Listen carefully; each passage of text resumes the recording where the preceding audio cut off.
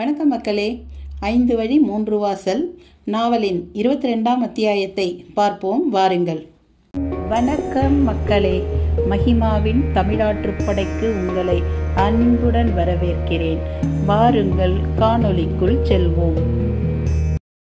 கதைக்குள்ளே போகிறதுக்கு முன்னாடி நம்ம சேனலை சப்ஸ்கிரைப் பண்ணலைன்னா பண்ணிவிடுங்க. அப்படியே பக்கத்தில் இருக்கிற பெல் ஐக்கான் அழுத்திட்டிங்கன்னா நான் போடுற வீடியோக்கள் எல்லாம் உங்களுக்கு வந்துக்கிட்டே இருக்கும். வாங்க கதையை பார்ப்போம். அன்று புழுதி பறக்க புதிய செய்தியோடும் படபடப்போடும் வந்து சேர்ந்து வந்தனம் தெரிவித்த அந்த ஒற்றனை மாபுஸ்கானும் யூசுப்கானும் மிகுந்த எதிர்பார்ப்புடன் பார்க்க கர்னல் ஹெரானின் பாலாடை கன்னங்கள் குபுகுபுவென்று இரத்த சிவப்பில் புரள ஆரம்பித்தன. What happen? Kamal, tell everything. குழறலான ஆங்கிலம் வாய் கொப்பளித்தது அவனிடம். புலித்தேவர் தலைமையில் சுற்றுப்பாளையங்கள் எல்லாம் ஒன்று சேர்ந்து விட்டன. வீட்டுக்கு ஒருவர் கிளம்பி விட்டது போல் தெரிகிறது. அது மட்டுமல்ல, நம்மை எதிர்க்க கள்ளர் கூட்டத்தையும் தேவர் நாடியுள்ளார். அதை கேட்டு நுனி பாதத்தில் கொடுக்கு ஏறிய மாதிரி புறவியிலிருந்து கீழே குதித்தான் யூசுப்கான். மிக முக்கியமான செய்தியே இனிதான் உள்ளது. ஒற்றன் பீடிகை போட்டான். என்னதது? மாபுஸ்கானும் இறங்கி வந்தான். நடக்கப் போவது கைகோல் போர். சிலம்பத்தில் ஒரு சிக்கலான பிரிவைச் சேர்ந்த விஷயம் இந்த கைகோல். லேசாக வர்ம கலப்பும் உண்டு. நேருக்கு நேர் நின்று போரிடுவது ஒரு பாணி, மறைந்திருந்து தாக்குவது மறுபாணி. மறைந்திருந்து தாக்கத் தொடங்கினால் நாம் தோல்வி அடைவது உறுதி. ஹெரானுக்கு அவனது செய்தி துபாஷால் மொழிபெயர்க்கப்பட்ட போது ஹெரான் முகத்தில் குருதியின் ஊர்த்துவ வியாபிப்பு. நமது பீரங்கிகளை விடவாய் பெரிய விஷயம் இது? Stupid talk. பெருமுச்சிறிய கேட்டான் ஹெரான். பீரங்கிகளை ஏப்பம் விட பெரிதாக திட்டம் போட்டிருக்கிறார்கள். என்ன என்று தான் தெரியவில்லை. அடுத்த வினாடியே ஹெரானும் குதிரையிலிருந்து இறங்கி கொண்டான். கடூரமாக யோசிக்க தொடங்கினான். தேங்கி நின்ற படை வெறிக்கத் தொடங்கியது. உச்சி சூரியனின் கிரணங்களோ ஹெரானை பெரிதும் துவட்டியது. படையை தொடர்ந்து நடக்கச் சொல்லிவிட்டு கோச்சை வரவழைத்து அதில் ஏறிக்கொண்டான். சரியான தொட்டால் சினுங்கி என்று யூசுப்கான் அதை பார்த்து கருத்து வேறு சொன்னான். யூசுப், நம் பயணம் வெற்றி பயணமாக முடியுமா? நமது நவாப் தன் ஆதிக்கத்தை நிலைநாட்டுவாரா? எனக்கென்னவோ பயமாக இருக்கிறது. மாபுஸ்கான் புலம்ப ஆரம்பித்தான். நான் இருக்கும் வரை எதற்கு கவலை உங்களுக்கு? புலித்தேவரை கட்டி இழுத்து செல்ல போகிறோம் நாம். நீங்கள் கவலையே படாதீர்கள். புலித்தேவரை வீழ்த்தினால் பாளையங்கள் சர்வத்தையும் வீழ்த்தி விட்டதாக பொருள். கப்பம் கட்ட மறுப்பவர்களுக்கு புலித்தேவரை காட்டி நாம் பாடம் புகட்ட வேண்டும். மாட்டு வண்டியில் தூண் எழுப்பி அதில் அரை நிர்வாணத்தில் அவனை கட்டி ஆற்காடு வரை இழுத்து செல்ல போகிறோம். ஹைதராபாத் நிஜாம் இதை கேள்விப்பட்டு நம்மோடு உள்ள பிணக்கை சரி செய்து கொள்ளத்தான் போகிறார். ஆனால் நாம் எச்சரிக்கையாக இருந்து வெள்ளையனை சமாளித்தாக வேண்டும். கர்நாடகத்தில் நம்மவர்கள் வெள்ளையனை துளியும் நம்பவில்லை. உரக்க பேசாதே. இப்போதைக்கு வெள்ளையன்தான் நமது பிரதான பலம். எனக்கு தெரியாதா? அவன் தனக்குத்தான் அரசியல் தந்திரம் தெரியும் என்பதாக பாவிக்கிறான். நாம் சளைத்தவர்கள் இல்லை என்று காட்ட வேண்டும். மாபுஸ்கானும் யூசுப்பும் பேசுவது வெள்ளையர் படையின் ஐரோப்பிய வீரர்களுக்கு ஒன்றும் புரியவில்லை. ஆனால் அவர்கள் ஏதோ ரகசியம் பேசுகிறார்கள் என்பது மட்டும் புரிந்திருந்தது. புலித்தேவர் அரண்மனையில் வச்சிர நாராயணன் உள்ளிட்ட தளபதிகளை சந்தித்து அவர்களில் விகிதங்களை வாசித்து மகிழ்வில் அவர்களோடு வீர நுகவல் புரிந்து கொண்டிருந்த சமயம் ராஜேந்திரனும் பூனைக்கண்ணனும் உள்ளே நுழைந்தனர். தேவர் பிரானே, இவன்தான் வீரன் ராஜேந்திரன், பண்பொழியூர் பாளையத்து புலிக்குட்டி. பூனைக்கண்ணனின் அறிமுகத்தை தொடர்ந்து தேவரின் பார்வை ராஜேந்திரனை ஆழமாக ஊடுருவியது. ராஜேந்திரன் அந்த பார்வையின் கூர்மையில் கூசிப்போனான். வஜ்ர நாராயணனோ புகையத் தொடங்கியிருந்தான். வீரனே, ஏன் விதிர்க்கிறாய்? புலித்தேவரிடம் வாஞ்சையான விசாரிப்பு. விதிர்க்கவில்லை, இது பரவசம் என்றான் ராஜேந்திரன். பலே, நறுக்கென்று இருக்கிறது உன் பேச்சு. நீயும் பூனைக்கண்ணனும் ஒரு பெரிய செயலில் ஈடுபட போகிறீர்கள். காத்திருக்கிறேன் தேவர் பிரானே. படைவழி செயல்பாட்டினை 1000 மத்தள கொட்டு நாழிகைக்குள் எங்கள் மதி யூகிகளுடன் கலந்து தீர்மானித்துவிட்டு பிறகு உங்கள் இருவரோடு மட்டும் இரகசிய விவாதம் புரிவேன். பூனைக்கண்ணனும் ராஜேந்திரனும் அதை கேட்டு விழிகளில் விளக்கேற்றி ஜொலிப்பை காட்ட வஜ்ர நாராயணன் முகம் சுணங்கி சூம்பியது. கைவிரல்கள் கட்டாரியின் பிடியை திருகிச் சொருகின. ஆமாம், யார் அந்த யூசுப் கான்? தேவர் பேச்சு எதிர்பாராமல் எதிர்ப்படையின் அந்த முக்கிய மாணவனை கேட்டபோது ராஜேந்திரனின் முகம் கொடூரித்தது.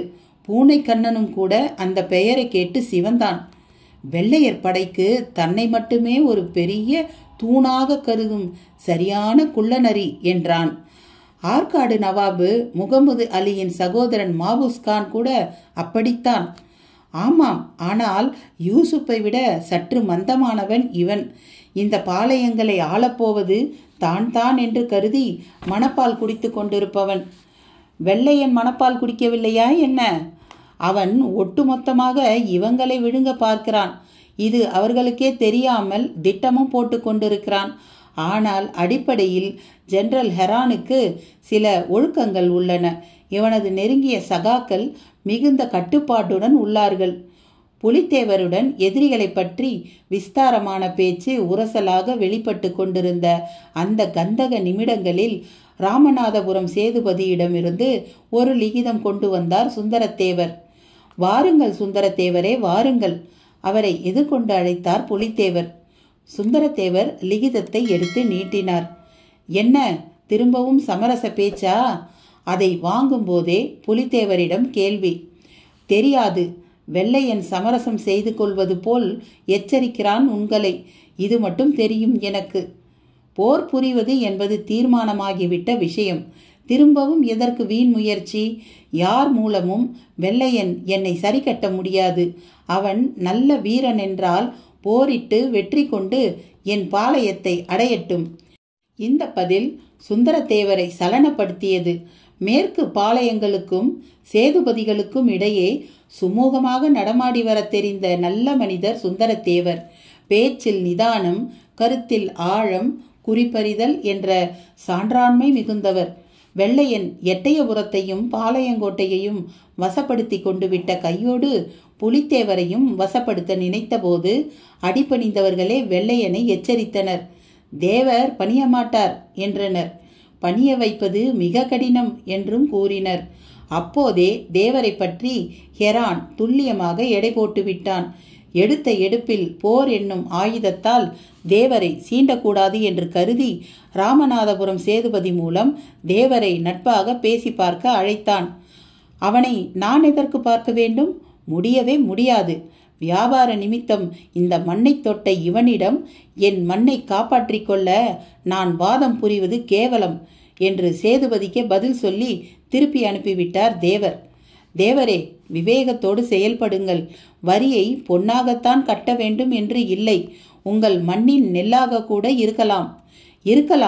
நெல் கட்டும் செவல் நெல் கட்டான் செவலான வேண்டுமானாலும் மாறும். ஆனால் வெள்ளையனுக்கு வரி செலுத்தாது. இவன் யார் என்னிடம் வரி கேட்க?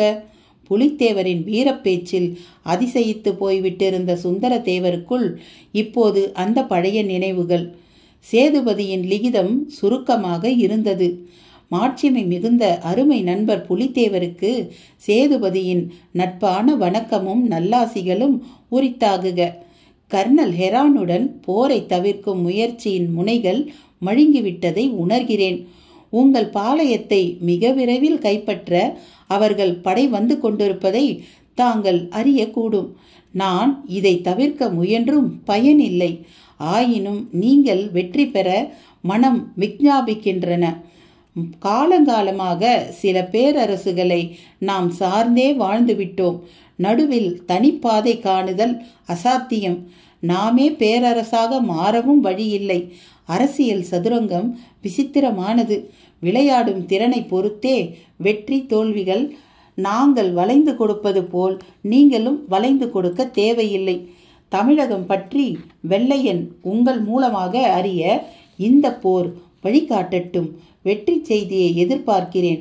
வாழ்க வாழ்க. அன்புடன் செல்வத்தேவர் என்கிற விஜய ரகுநாத சேதுபதி. தேவர் மீசையை நீவியபடி லிகிதத்தை சுருக்கினார். இப்போது பூனைக்கண்ணன் அவரை அணுகி இருந்தான். சற்று அருகில் நின்று கொண்டிருந்தான் ராஜேந்திரன். போருக்கு சகலரும் சகல நிலையிலும் தயாராகிவிட்டதை கூறினான் பூனைக்கண்ணன். நானும் ராஜேந்திரனும் இன்று இரவு திரும்பவும் வெள்ளையன் படைக்குள் மாறுவேடத்தில் நுழைய உள்ளோம். பீரங்கி துவாரங்களில் நீரை ஊற்றி வெடிமருந்து கிட்டங்கியை நாசப்படுத்துவதுதான் எங்கள் பிரதான நோக்கம். அந்த அரக்க ஆயுதங்களை செயலிழக்க வைத்து விட்டால் அந்த வெள்ளையன் உடனே நம்மிடம் மண்டியிட்டாக வேண்டும். பலே என்று பூனைக்கண்ணனை தட்டி கொடுத்தார் தேவர். சிந்தாமணிநாத ஆலய மைதானத்தில் பரபரப்புடன் தென்பட்டு கொண்டிருந்த தளபதி வச்சிர நாராயணனை அங்கனத்தேவன் சமாதானப்படுத்தி கொண்டிருந்தான். தளபதியாரே, ராஜேந்திரனுக்கு இன்றுதான் நான் நாள் குறித்திருக்கிறேன். இன்று இரவு அவர்கள் வெள்ளையன் படையில் திரும்பவும் நுழைய உள்ளார்கள்.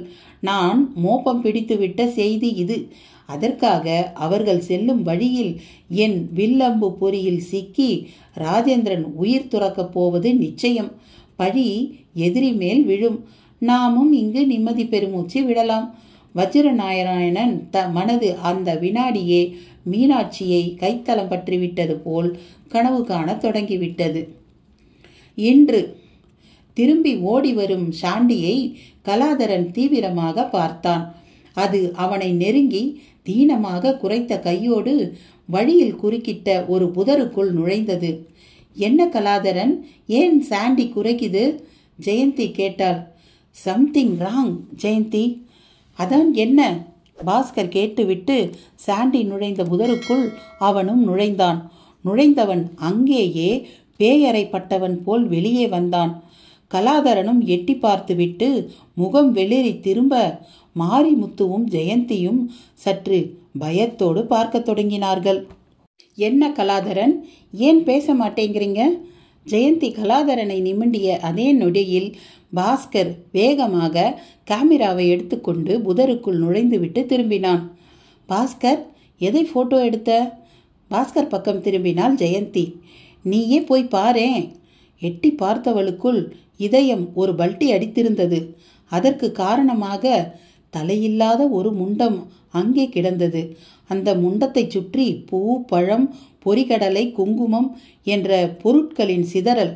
யாரோ எதுக்கோ பலி கொடுத்திருக்காங்கன்னு நினைக்கிறேன் என்று வாய் திறந்தான் கலாதரன். பலியா? ஆமாம். விஞ்ஞானம் எவ்வளவுதான் முன்னேறினாலும் இந்த மாதிரி கொடூரங்கள் நடக்காம இல்லை. அதுலேயும் இந்த அடர்ந்த மலை பிரதேசத்தில் இந்த மாதிரி விஷயங்களுக்கு ரொம்பவும் பயன்படுற இதமாச்சே. கலாதரன் பேச பேச ஜெயந்திக்கு மூச்சு திணறியது. Kaladharan, please don't explain. முதல்ல இடத்தை காலி பண்ணணும். வாங்க போகலாம். கலாதரன் ஏனோ தொடர்ந்து நடக்காமல் அங்கேயே நின்றான். அஸ் அ ஃபாரஸ்டர் ஆஃபீஸர் இந்த மாதிரி விஷயத்தை பார்த்துட்டு நாம் சும்மா போகக்கூடாது. டிபார்ட்மெண்ட்டுக்கு இன்ஃபார்ம் பண்ணிட்டு மேற்கொண்டு ஆக வேண்டியதை செய்யணும். இது ஏன் ரேஞ்சில் இருக்கிற ஃபாரஸ்ட் ஆச்சே. அந்த பதில் முன் 3 பேரும் அப்படியே சோர்ந்து போனார்கள். கலாதரன், என்ன இது? ஒரு அடி ஏறி 3 அடி சறுக்கிற மாதிரி. நீங்கள் இதையெல்லாம் முடிச்சுட்டு எப்போ எங்கள் கூட வர? நாம் எப்போ அந்த இடத்துக்கு போய் சேர? பாஸ்கரின் பேச்சிலும் நியாயம் இருக்கத்தான் செய்தது. பாஸ்கர், நான் இப்போ லீவில் தான் இருக்கேன். இருந்தாலும் இதை பார்த்துட்டு போக மனசு வரல. அட்லீஸ்ட் இங்கே ஒரு பாடி கிடக்குன்னு டிபார்ட்மெண்ட்டுக்கு தகவலாவது தருவது தான் எனக்கு அழகு. அதுக்காக ஏறின உயரத்துக்கு நீங்கள் கீழே இறங்கித்தான் ஆகணுமா என்ன? வேற வழி? ஓகே, நாங்கள் இங்கேயே வெயிட் பண்ணுறோம். சீக்கிரம் போயிட்டு வாங்க. கலாதரன் கிளம்ப ஆயத்தமானான். அவனுக்கு முன்னால் ஓடியது சாண்டி. ஏய் சாண்டி, நீ இங்கேயே இரு. அதட்டி இருக்க சொல்லிவிட்டு ஓட்டமும் நடையுமாக கீழே இறங்க தொடங்கினான். வானில் சூரிய ராஜ்யம் கம்பீரமாக நடந்து கொண்டிருந்தது. அவன் வியர்வை சுரப்பிகள் வறண்டு போக தொடங்கின. ஜெயந்தி பாஸ்கரை சமீபித்து நின்று கொண்டாள். அவளிடமும் லேசான பயம். மாரிமுத்துவோ வெகு இயல்பாக தெரிந்தான். ஏய், உனக்கு பயமாவே இல்லையா? ஜெயந்தி கேட்டாள். இந்த மலையில் இதெல்லாம் ரொம்ப சகஜம்னா. மலையாளத்து மந்திரவாதிங்க அச்சன் கோயில் வழியாக இங்கே வந்து ஏதாவது ஒரு காரணத்துக்கு இந்த மாதிரி செய்வாங்கன்னு கேள்விப்பட்டிருக்கேன். எனக்கு பழகி போச்சு என்றான். பாஸ்கர், நாம் கொஞ்சம் நகர்ந்து நிற்கலாம் வா. ஜெயந்தி அங்கிருந்து அகன்று சற்று மேலேறி ஒரு கல்யாண முருங்கையின் நிழலில் போய் நின்றாள். பக்கமாக ஒரு பலாமரம், அதில் நன்கு விளைந்த 5 பலாப்பழங்கள். பாஸ்கர், பலாப்பழம்டா என்றால் நாக்கை சொட்டியபடி. பறிக்கட்டுமாம்மா என்று கேட்டான் மாரிமுத்து. யாராவது ஏதாவது சொல்லிட்டா? ஐயோ, இது காட்டு மரமா, யார் நம்மளை கேட்கறதுக்கு என்றபடி விறுவிறு என்று மேலேறி பழுத்த பழம் ஒன்றை பறித்து கீழே போட்டான். பேனா கத்தியால் பாஸ்கர் அதை கீறத் தொடங்கினான். உள்ளே மஞ்சளாய் செழுமையான சுளைகள். மூவருக்கும் நாவில் நீர் ஊறியது.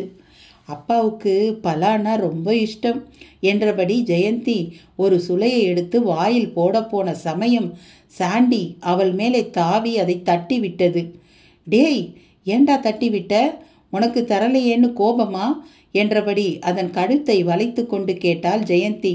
இதற்குள் பாஸ்கர் ஒரு சுளையை எடுத்து வாயில் போட்டு சப்பு கொட்டி சாப்பிடத் தொடங்கினான். முதலில் லேசாக கசந்த அது பின் மெல்ல இனித்தது. சாண்டி தொடர்ந்து குறைத்தது. டேய், இவனுக்கும் ஒன்று குடுடா என்று சுளையை ஜெயந்தியை எடுத்து முன்னீட்ட அது அலட்சியம் செய்யாமல் குறைத்தது. ஏன், உனக்கு பிடிக்காதா? ஜெயந்தி சாண்டியை கொஞ்ச தொடங்கியிருந்த அந்த வினாடியில் பாஸ்கர் நெஞ்சை கையில் பிடித்து கொண்டு கீழே விட தொடங்கியிருந்தான். ஜே ஜே ஜே தொண்டையிலிருந்து அவன் வார்த்தைகள் வரவே இல்லை. கண்கள் கொப்பளித்து கொண்டிருந்தன. ஜெயந்தி பதறத் தொடங்கினாள். பாஸ்கர், என்னாச்சு பாஸ்கர்? மாரிமுத்து வேறு ஓடி வந்து பாஸ்கரை தொட்டு தூக்கி அமர வைக்க பார்த்தான். சம்திங் ராங் ஜெயந்தி, என்னவோ பண்ணுது இந்த பலாப்பழம் என்று கால்களை முறுக்கியபடி முணங்கினவனை ஜெயந்தி துடித்து போய் பார்த்தாள். விடாமல் கத்தி கொண்டிருந்த சாண்டி மலையில் மேலேறி ஓடத் தொடங்கியது. ஜெயந்திக்கு அதன் போக்கு புரியவில்லை. மாரிமுத்து, அது எங்கேயோ கூப்பிடுது, போய் பார் என்று மாரிமுத்துவை முடுக்கியவள் பாஸ்கரை பரிதவிப்பாக பார்த்தபோது அவன் முழுவதுமாக மயங்கி விட்டிருந்தான். இதுதான் வில்வ மரம், இது லிங்கப்பாறை. சிவலிங்கம் மாதிரியே இருக்குல்ல? அதோ தெற்குல வரிசையா 7 பாறைங்க ஒன்று போல தெரியுது பாருங்க. அதைத்தான் 7 கல் பாறைன்னு சொல்லுவோம். அந்த பளிங்க பெண் ஒரு வழியாக அந்த முக்கிய இடத்தை அடையாளம் காட்டிவிட்டு முன் விழுந்த தலைமுடியை ஒதுக்கிவிட்டு கொண்டாள். சம்பத் அவள் காட்டியவற்றை படுதீர்க்கமாக பார்த்தான். திவாகரிடமும் தீர்க்கம்.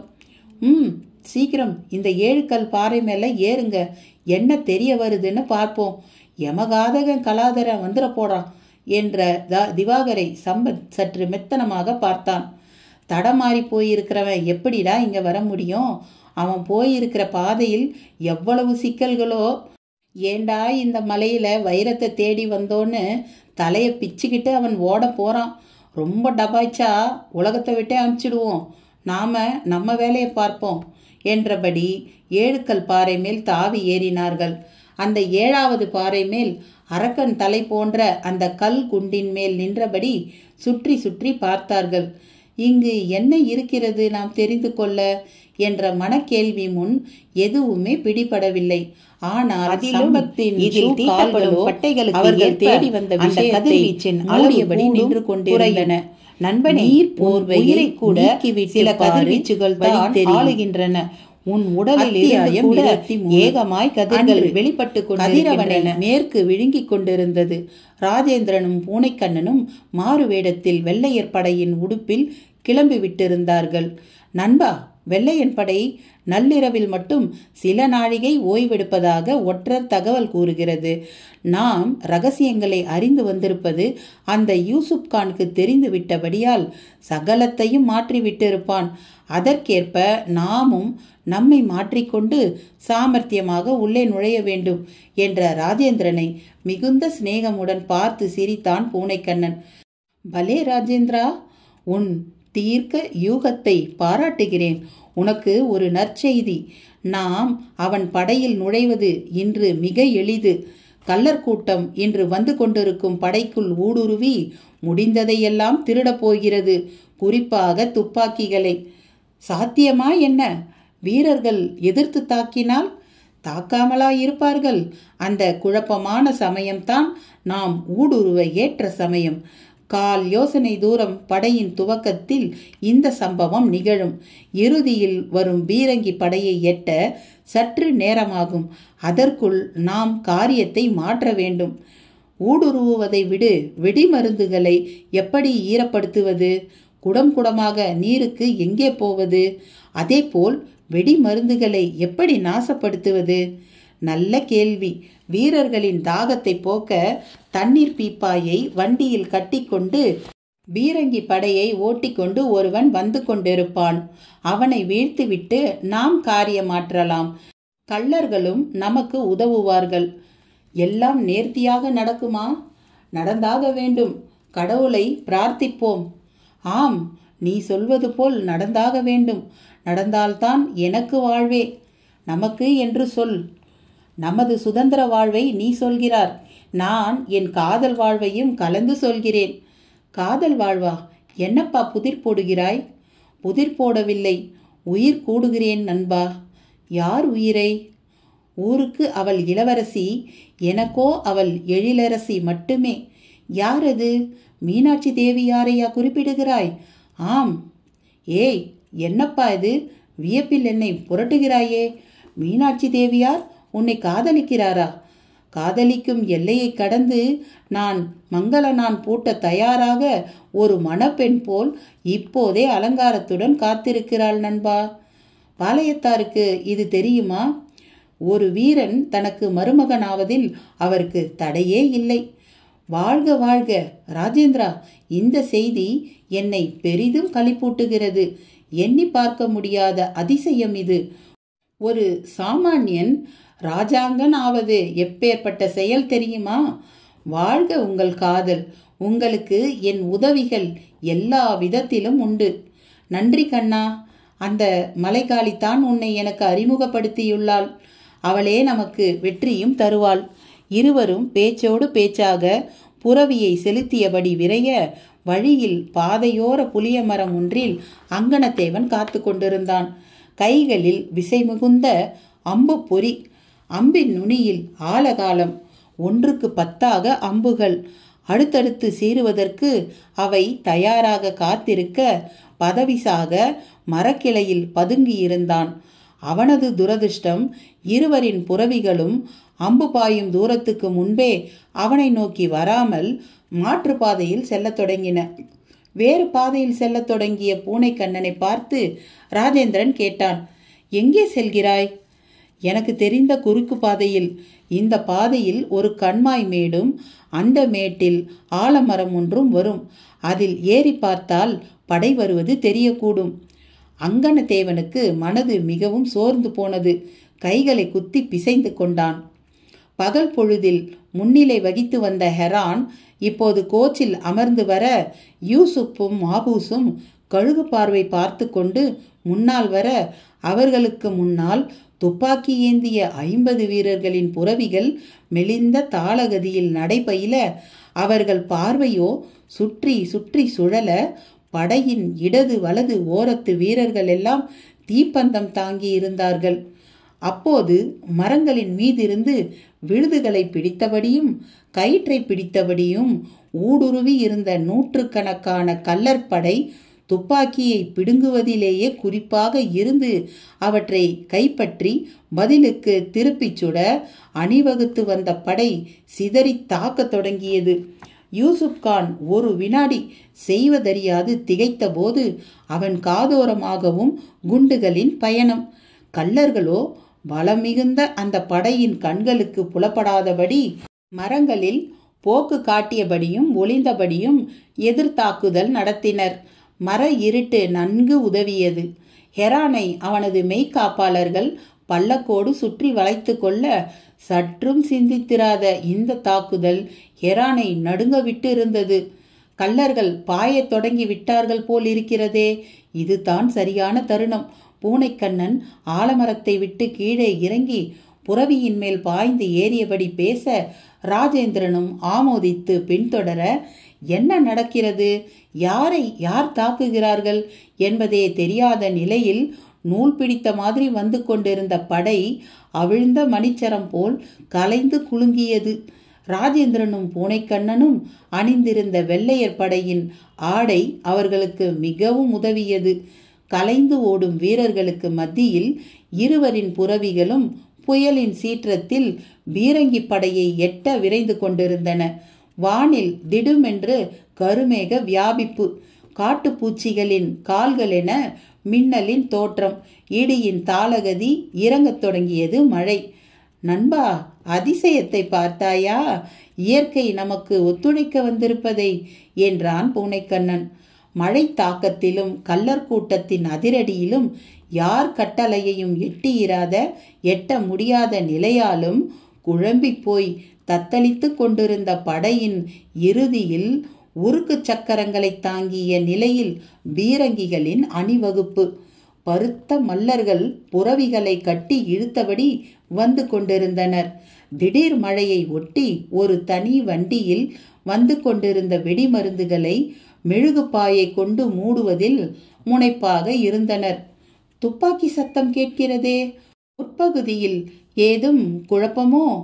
மழை சடச்சடப்பில் ஒருவன் கேட்கிறான். இடையிடுகிறது ராஜேந்திரன் குரல். ஆமாம், பாளைய வீரர்களும் மலைக்கல்லர்களும் படையையே கொள்ளையடிக்க துணிந்து விட்டனர். ஜனாப் மாபுஸ்கான் உங்களை அழைக்கிறார். தாக்க தோதாக ஓடுங்கள். உடனேயே சிலர் முன்னோக்கி கலைந்து ஓடத் தொடங்க சில மல்லர்கள் பீரங்கிகளை விட்டு அகலாமல் நின்று கொண்டிருக்க அவர்களை ராஜேந்திரன் புரவியை விட்டு இறங்கி தாக்கத் தொடங்கினான். பூனைக்கண்ணனின் கட்டாரிகள் சிலர் தொப்புளில் குருதியை ருசிக்க தொடங்கியிருந்தது. ராஜேந்திரன் அந்த வெடிமருந்து வண்டியின் மெழுகுப்பாயை நீக்குவதற்காக அதை நோக்கி ஓட லேசாக ஒளி கொட்டிய தீப்பந்தங்களை இப்போது பெரிய மழை அணைத்து விட்டிருந்தது. ஏய் ஏய், யார் நீங்கள்? என்ன செய்கிறீர்கள்? கேள்வியோடு ஒரு ஐரோப்பியன் வாயை திறக்க பதிலுக்கு ராஜேந்திரனின் கட்டாரி அந்த இருட்டிலும் குறித்தவராமல் சென்று அவன் நாவண்ணத்தை நச்சென்று ராக்கியது. பாயை இழுத்து கீழே போட்டான் ராஜேந்திரன். இரும்பு பெட்டிகள், உருக்கு குண்டுகள் என்று தென்பட்ட அந்த பெட்டிகளை காலால் உதைத்தான். பெட்டிகள் திறந்து கொண்டு கந்தக கலவையை தரையில் சிதறவிட பூனைக்கண்ணன் தரைப்பரப்பின் களிமண் சேற்றை குழைத்து பீரங்கிகளின் துவாரங்களில் குண்டுக்கு பதில் திணிப்பாக திணித்து கொண்டிருந்தான். இதற்குள் ஒரு பெரும் குதிரைப்படை பாதுகாப்புக்காக பீரங்கி படையை வளைத்து கட்டி நிற்கத் தொடங்கிவிட்டது. சம்திங் ராங், பி அலர்ட், ஒரு ஐரோப்பிய கமாண்டரின் உரத்த குரல் கேட்டது. படையின் முகப்பிலோ குழப்பம் நீங்கவில்லை என்பதற்கு தோதாக துப்பாக்கி முழக்கம் கேட்டுக்கொண்டே இருந்தது. ஆனால் சுற்றி வளைத்து நிற்கும் புரவிப்படையோ ஏந்திய துப்பாக்கியோடு ராஜேந்திரனையும் பூனைக்கண்ணனையும் குறிபார்க்க தொடங்கிவிட்டது.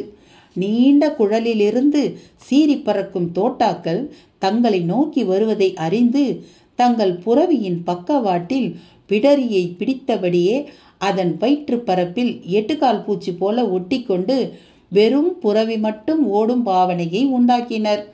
மழை மேகம் பௌர்ணமி சந்திரனை விழுங்கி இருட்டை இறைய விட்டிருந்தபடியால் படை வீரர்களின் கண்களில் ஏக கரிப்பு.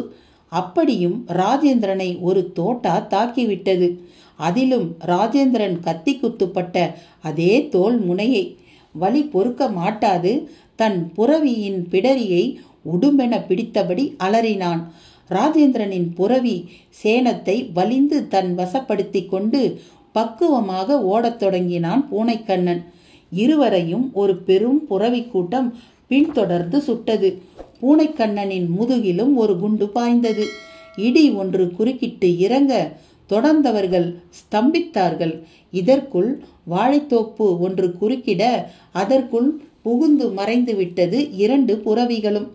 2 பேரை பின்தொடர்வதை விட தாக்கி கொண்டிருக்கும் கல்வர்களை திருப்பி தாக்குவது தான் புத்திசாலித்தனம் என்று அந்த கூட்டம் திரும்பி ஓட, அப்பாடா! ஒரு வழியாக துப்பாக்கி அரவங்கள் தேய்ந்து அடங்க எங்கும் நிசப்தமான சூழ்நிலை. சில வண்டுகளின் ரீங்காரம், ஓய்ந்த மழையின் பின்விளைவாக குளுமையான காற்று, இதையெல்லாம் ரசிக்கும் மனநிலை துளியும் இல்லாமல் மரத்தின் மேல் மல்லாந்து கிடக்கும் அங்கனத்தேவனின் செவியில் தொலைவில் 2 புரவிகள் நிதானமாக வரும் குளம்படி அரவம் கேட்கவே விருட்டென்று நிமிர்ந்தான். நெருங்கிவிட்ட புறவிகளை ஊன்றி பார்த்தபடி கீழிறங்கினான். பூனைக்கண்ணன் வலி முனங்களோடு புறவியின் பிடரி மேல் சரிந்து கிடப்பதைக் கண்டு சூழ் கொட்டினான். வீரனே, என்ன ஆயிற்று? படபடப்பாக கேட்டான். நீ யார்? முனங்கலான எதிர்கேள்வி பூனைக்கண்ணனிடம். நான் ஒரு பாளைய வீரன்.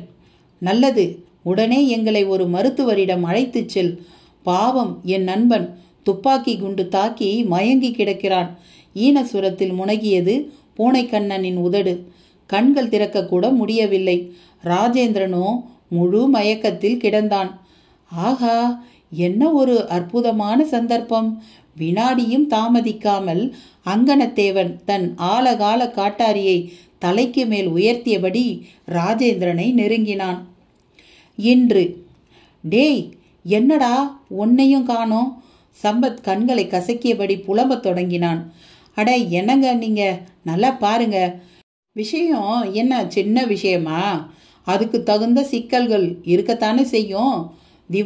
திவாகர் எடுத்து கொடுத்தான். அந்த பளிங்க பெண் மரநிழலில் நின்றபடி இவற்றை பார்த்து கொண்டிருந்தாள். அவளது சேலை விலகிய இடத்தில் தெரியும் அழகை பார்த்து லேசாக ஜொல்லுவிட்டான் திவாகர். சம்பத்திடம் எரிச்சலான எரிச்சல். டேய், வந்த வேலையை விட்டுட்டு வழியாதடா என்றபடி நகர்ந்தான்.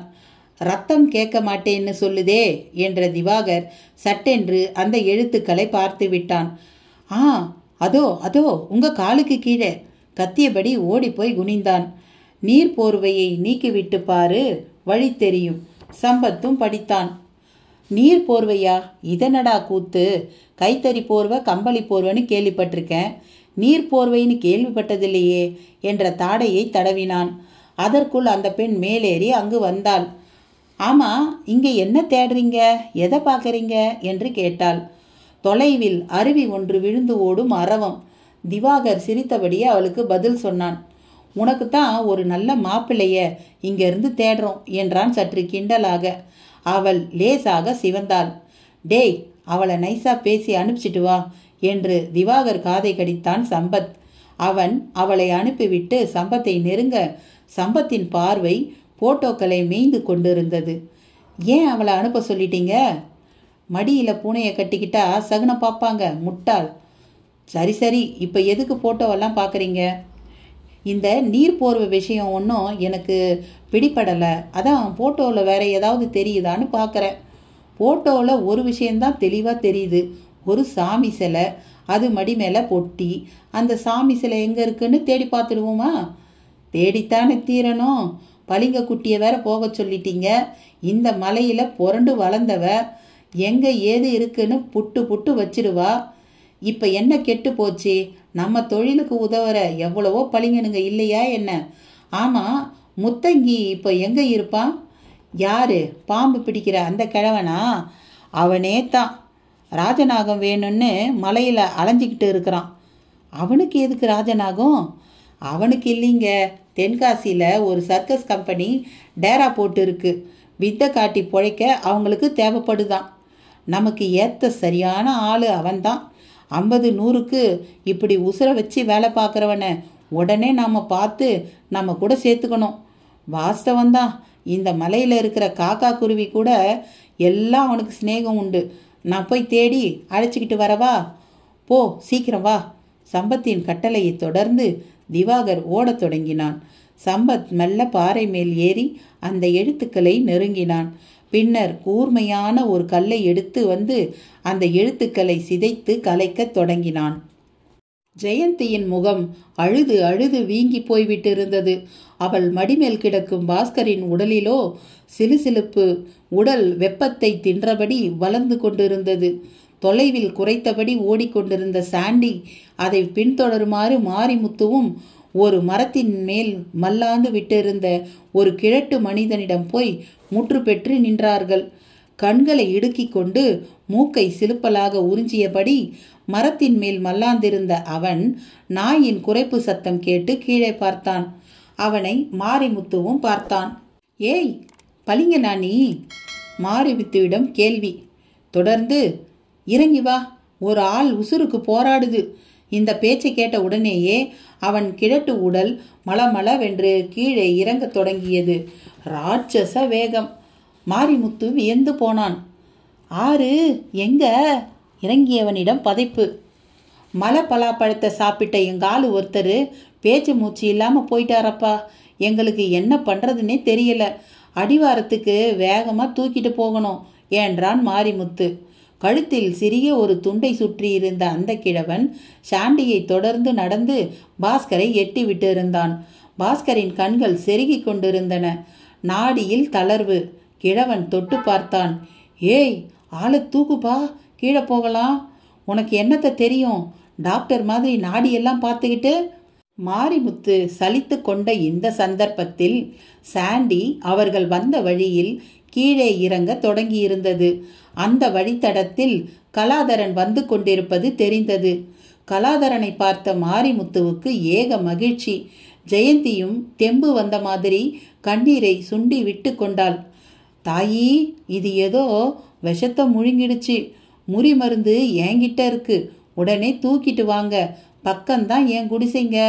அந்த கிழவனின் பேச்சு மாரிமுத்துவுக்கு எரிச்சலை மூட்டியது. ஏய், நீ போ, எங்களுக்கு ஆள் வந்தாச்சு. முறி மருந்து கொடுத்து எங்க ஆள் பிழைக்கலன்னா நல்ல கதையாய் இருக்க என்றான். அப்படி சொல்லாதீங்க. உங்க இங்கிலீஷ் வைத்தியம் ஒரு எல்லை மட்டும்தான். எங்க மூலிகை வைத்தியம் இரும்ப தங்கமாக்குற விஷயம். தூக்குங்க ஐயா. அவன் பேசியபடி பாஸ்கரை தூக்கி தோளில் போட்டுக்கொள்ள ஜெயந்தி கதறினாள். நெருங்கிவிட்ட கலாதரனை கட்டி கொண்டாள். என்ன ஆச்சு? நீங்க அந்த பக்கம் போன உடனேயே இந்த பக்கமா பலாப்பழம் பறிச்சு சாப்பிட்டான் பாஸ்கர். அது என்னடான்னா இப்படி ஆயிடுச்சு. ஜெயந்தி படபடத்தாள். யார் இந்த ஆளு? யாரோ மலைப்பளிங்கன் முறி மருந்து தரப்போறதா சொல்லி. கலாதரனுக்கு ஒரு வினாடி ஒன்றும் புரியவில்லை. அந்த கிழவனோ மளமளவென்று நடந்து கொண்டிருந்தான். தள்ளாத வயதில் 70 கிலோ எடையுள்ளவனை சுமக்கும் அவன் வலிமை அந்த நிலையிலும் கலாதரனை கவ்வியது. எங்களுக்கு வைரமும் வேண்டாம், ஒரு மண்ணும் வேண்டாம். எனக்கு இப்போ என் தம்பி வேணும். Please save him. ஓ என்று அலறத் தொடங்கிவிட்டவளை எப்படி சமாளிப்பது என்றே கலாதரனுக்கு தெரியவில்லை. அவளை அணைத்தபடி அந்த கிழவனை பின்தொடரத் தொடங்கினான். மாரிமுத்துவும் வேண்டா வெறுப்பாக பின்தொடர குடிசையில் மூக்கின் வழியாக உள்ளே நுழைந்த ஒரு மூலிகை சாறை உள்வாங்கியபடியே கண் திறந்த பாஸ்கரை ஜெயந்தி கட்டி கொண்டாள். அப்படியே திரும்பி அந்த கிழவனையும் கட்டி கொண்டாள். தாத்தா, ரியலி நீங்க கிரேட். கடவுள் மாதிரி வந்து என் தம்பியை காப்பாத்திட்டீங்க என்று அவன் கைகளை கண்களில் ஒற்றி கொண்டாள். கிழவனிடம் புல்லரிப்பு. தாயி, உன்ன மாதிரியே எனக்கும் ஒரு பேத்தி இருந்தா. அசப்புல உன்ன மாதிரியே தான் இருப்பா. அநியாயமா பாம்புகளுக்கு அவளை பலி கொடுத்துட்டேன். காப்பாத்த அவகாசமே இல்லாம செத்து கிடந்தா. அதுல இருந்து யார் உசுருக்கு ஊசலாடினாலும் எனக்கு பொறுக்காது என்ற கிழவன், இந்த பளிங்கன் குடிசைக்கு வந்துக்கிற உங்களுக்கு ஏதாச்சும் தர பிரியப்படுறேன், கொஞ்சம் இருங்க என்றபடி குடிசையை விட்டு வெளியே கிளம்ப எத்தனித்தவனை கலாதரன் தடுத்தான். அதெல்லாம் ஒன்றும் வேணாம் தாத்தா. 7 கல் பாறை எங்கே இருக்கு, அதை முதல்ல சொல்லுங்க. அது போதும் என்றான். 7 கல் பாறையா? அது இந்த பக்கம் எங்கே இருக்கு? இதுக்கு நேர் எதிர் திசையில் இருக்கு என்று கிழவன் சொன்னபோது கண்விழித்த பாஸ்கர் உட்பட மூவரும் சுணங்கி போனார்கள். அதே சமயம், முத்தங்கி இருக்கானாடா என்று கேட்டபடி குடிசைக்கு வெளியே திவாகர் ஒரு பளிங்கனிடம் கேட்டுக்கொண்டிருந்தான். அத்தியாயம் 24. அன்று குற்றுயிராய் கிடக்கும் ராஜேந்திரனின் உயிரை நிர்மூலமாக்க முற்பட்ட அந்த தருணத்தில் எங்கிருந்தோ வந்த கட்டாரி ஒன்று அங்கனத்தேவனின் நடுவார்வை தாக்க அவன் தரை மீது சுருண்டு விழுந்து ஒரு புழுவை போல் நெளிந்து உயிரிழந்தான். முகத்தை பாகை துணியால் மூடியபடி ஆகிருதியாய் தென்பட்ட கட்டாரியை எரிந்த உருவம் ராஜேந்திரனை ஒரு பார்வை பார்த்துவிட்டு அங்கனத்தேவன் உயிர் நீத்ததையும் ஊர்ஜிதப்படுத்தி கொண்டது. அருகில் பூனைக்கண்ணன் முனகிக் கொண்டிருந்தான். இருவரையும் தாங்கி இருந்த புறவிகள் நிலமதிர நடக்கும் அந்த உருவத்தை பின்தொடர்ந்தன. தேவர் பிரானே, வெள்ளையன் படை வேகமாக முன்னேறி வந்து கொண்டிருக்கிறது. விடையும் போது நிச்சயம் ஊரை வளைத்து கட்டி விடுவார்கள். வரும் வழியில் நம் பிராந்திய கள்ளர்கள் அவர்களை லேசாக திகைக்க வைத்துள்ளார்கள். அவர்களிடம் கைப்பற்றிய துப்பாக்கிகள் இப்போது நம் கோட்டையில். நள்ளிரவை கடந்து விடியலை நோக்கி நகர்ந்து கொண்டிருந்த அந்த மத்திம நேரத்தில் ஒற்றர் பிரிவின் தளபதி ஒருவன் ஓடி வந்து தன் முன் சம்மணமிட்டு சொன்னதை கேட்டு புலித்தேவர் அதிகம் மகிழ்ந்தது போல் தெரியவில்லை. நம் வீரனான பூனைக்கண்ணனும் நட்பு பாளைய வீரன் ராஜேந்திரனும் சேர்ந்து வெடிமருந்துகளை பெருமளவில் நாசப்படுத்தி திரும்பியுள்ளார்கள் என்றும் தெரிகிறது. ஆனால் அவர்கள் எங்கே என்று தான் தெரியவில்லை. ஒற்றர் படை தளபதி நகர்ந்து கொண்டான். புலித்தேவரின் சகதர்மினி லட்சுமி நாச்சியார் அருகே வந்து நிற்பது கூட தெரியாத அளவுக்கு தேவரிடம் சலனம். அன்பரே, எப்போதும் எதற்கும் சலனப்படாத நீங்கள் இன்று இப்படி சலனப்பட காரணம் என்னவோ? வெள்ளையனை எப்படி வெல்வது என்றா, இல்லை வெல்ல முடியாத விஷயத்தில் இறங்கிவிட்டோம் என கருதியா? என்னை பார்த்து இப்படி ஒரு கேள்வி கேட்க எப்படி லட்சுமி உனக்கு மனசு வந்தது? மன்னிக்க வேண்டும், வேறு காரணங்கள் எனக்கு புலப்படவில்லை. தேவர் உடனேயே அங்கிருந்து லட்சுமியை அழைத்து கொண்டு விடுவிடுவென்று நடந்தார். ஓர் அறைக்குள் நுழைந்தபோது அங்கே பூனைக்கண்ணனும் ராஜேந்திரனும் உயிருக்கு போராடியபடி படுத்திருந்தார்கள். மருத்துவர்களின் பணி ஊடே நடந்து கொண்டிருந்தது. ஆம், நம் கண்ணன் கூட. அது யார்? இன்னொரு வீரன்? என்னவாயிற்று இவர்களுக்கு? பதட்டத்துடன் கேட்டார் வேலு நாச்சியார். இளங்கன்றிகள் பயமறியாது என்பதற்கேற்ப வீரச் செயல் செய்து காட்டி இப்படி விழுந்து கிடக்கிறார்கள். நல்ல வேளை, மாறு வேடத்தில் சென்ற நான் என் செயலால் பிழைத்தார்கள். உங்கள் கலக்கத்துக்கு இதுதான் காரணமா? ஆம் தேவி, நம் நாட்டை காப்பதில் என்னை விஞ்சும் வேகம் கொண்டவர்களாக நம்மில் பலர் இருக்கிறார்கள். அவர்களுக்கு இந்த நிலை, அதை நினைத்தால் நெஞ்சு வலிக்கிறது. ஆறுதல் கூற வார்த்தைகள் இல்லாமல் நின்றிருந்தார் லட்சுமி நாச்சியார். சிறிது நேர மௌனத்திற்கு பிறகு தேவரே பேசத் தொடங்கினார். ஆயுதமின்றி நேரில் நின்று காட்டு புலியை அடக்கியவன் இந்த புலித்தேவன். வந்து கொண்டிருக்கும் நரிகளுக்கு தானா அஞ்சுவேன்? அதிலும் இது போன்ற இளைஞர் படை என் வசம் இருக்கும்போது நான் எதற்காக கவலைப்பட வேண்டும்? முழங்கட்டும் போர் முரசு, ஒலிக்கட்டும் போர்க்குரல். மண்ணாசை பிடித்த ஆற்காட்டு நவாபுக்கும் மமதை பிடித்த ஹெரானுக்கும் பாடம் புகட்டுகிறேன் என்று பேசியபடி வெளியேறிய புலித்தேவர் கோட்டை மண்டபத்தில் கூடியிருக்கும் பாளைய தளபதிகளை அழைத்து பேசத் தொடங்கினார். நள்ளிரவிலும் நெல் கட்டும் செவல் கோட்டையை சுற்றி வளைத்து பாதுகாப்பாக நிற்கத் தொடங்கின பாளைய படைகள். உள்ளே கோட்டை மதில் மேல் அங்குல இடைவெளி கூட விடாத நிலையில் வாள், வேல், கைக்கோல் சகிதம் வீரர்கள். ஒரு இரத்த கலரியை வேடிக்கை பார்க்க கதிரவன் கூட ஆவலாக கிழக்கில் எட்டி பார்க்க துவங்கிவிட்டான். பண்பொழியாற்றின் கரைமேல் அம்பலத்தேவர் ஒரு சிலை என நின்று கொண்டிருந்தார். சலங்கை சப்திக்க அவரை நெருங்குகிறாள் மீனாட்சி. அப்பா அழைக்கிறாள். அம்பலத்தேவர் மெல்ல திரும்புகிறார். போரை பற்றிய குழப்பமா என்கிறாள். குழப்பமில்லை, நினைப்புத்தான். நினைவுதானே குழம்புகிறது. போகட்டும், போர் துவங்கி விட்டதாக கேள்விப்பட்டேனே, உண்மையா? பரவாயில்லையே, இது போன்ற விஷயங்கள் உங்கள் உப்பரிக்கை வரைக்கும் வந்து விழுகிறதே. வரக்கூடாதா என்ன? வரலாம், தப்பே இல்லை. இந்த போரில் தானே உன் வாழ்வே இருக்கிறது. என் வாழ்வு மட்டுமா? இந்த மண்ணின் மக்கள் அத்தனை பேருக்கும் தானே. அதற்காகத்தானே ஒற்றுமை என்னும் ஆயுதத்தை புலித்தேவர் மிகுந்த பொறுப்புடன் கையாண்டு வருகிறார். அது மட்டுமல்ல மீனாட்சி, எனது மாப்பிள்ளை ராஜேந்திரனையும் அவர்தான் பொறுப்புடன் கவனித்து வருகிறார். ராஜேந்திரனை தேவர் மாப்பிள்ளை என்று விழித்தது கேட்டு மயில் தோகை போல நிமிர்ந்தாள் மீனாட்சி. அப்பா, இதெல்லாம் உங்களுக்கு எப்படி தெரியும்? புலித்தேவரே எனக்கு செய்தியை எழுதி அனுப்பிவிட்டார். எதன் பொருட்டோ தளபதி வச்சிரநாராயணன் போக்கு தடம் மாறி போய்விட்டது. அவனால் ராஜேந்திரனுக்கு உயிர் சேதமும் நேர இருந்திருக்கிறது.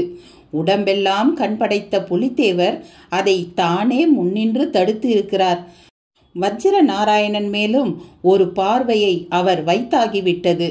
எதிரியின் இழப்புக்கு கூட வருந்தலாம், ஆனால் துரோகியின் இழப்புக்கு துளி கூட வருந்தக்கூடாது.